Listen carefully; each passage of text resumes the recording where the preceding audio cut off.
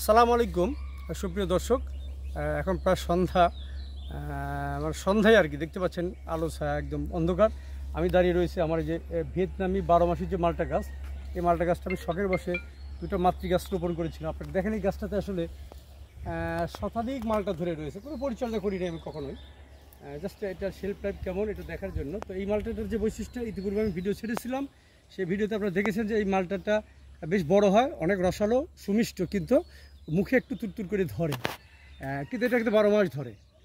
এবং মালটার বিয়ারিংটা আপনি দেখেন, আসলে প্রচুর বিয়ারিং, জানি না ক্যামেরাতে আসছে কিনা।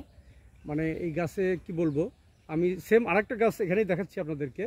এই যে যে এদিকে যদি একটু দেখানো যেত ডাল ধরে, ক্যামেরা যদি একটু এদিকে আসতো, এই যে আসলে আসলে এত পরিমাণে মালটা ধরেছে এবং আরও ধরেছিল। জানেন এবারে খুব খরা, আমি গাছে কোনোদিন পানিও দিই নাই, জাস্ট আমি আজকে একটু খাবার দেবো আশা করছি এবং আগামীকাল একটা ওষুধ দেওয়ার চেষ্টা করবো। উপরেও দেখেন, উপরে প্রচুর মালটা ধরে আছে, প্রচুর মালটা ধরে রয়েছে।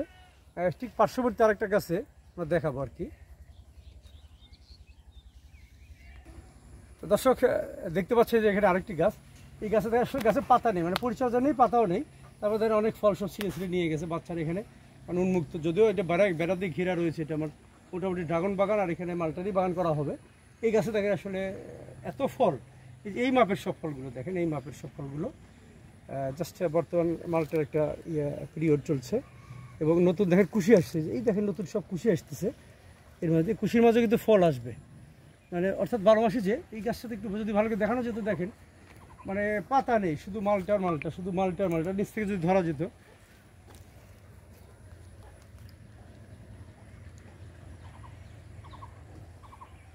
মানে প্রায় 2 শতাধিক প্লাস মালটা এই গাছটাতে রয়েছে।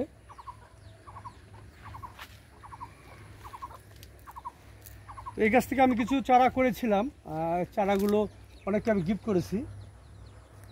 প্রিয় দর্শক, এই গাছে কিন্তু এখনও ওইভাবে রোগের আক্রমণ বা আমি মনে করছি না, যেহেতু কোনো ট্রিটমেন্ট নেই। আজকে আমি খাবার দেবো, খাবার দিয়ে হয়তো 12টা ফাঞ্জিসাইড স্প্রে করবো যেন ফলগুলো টিকে।